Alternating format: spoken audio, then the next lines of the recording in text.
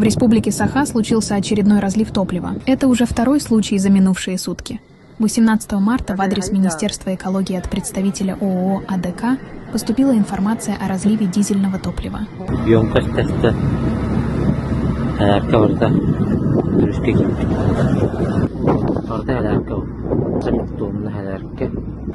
Согласно его сообщению, 16 марта около 6 часов вечера цистерны объемом 40 кубических метров произошла утечка дизельного топлива. Топливо в количестве около 30 кубических метров попало в реку Яна. Власти сообщают, что на данный момент ведется работа по ликвидации разлива. Достаточно ли этой работы, чтобы предотвратить экологическую катастрофу? И понесет ли наказание компания АДК? Река Яна.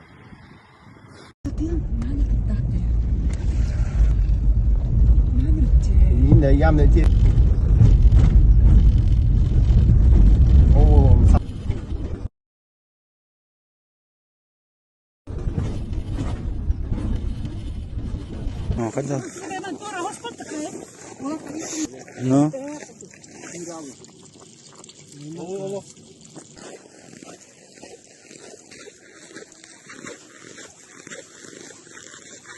Бля, сыттыктатыр буту, бля.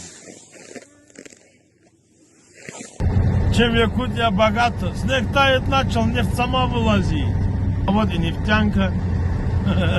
Я парасете, сейчас что-то творится-то будет. ДТП, вон там что-то еще валяется. Вот бочка порванная.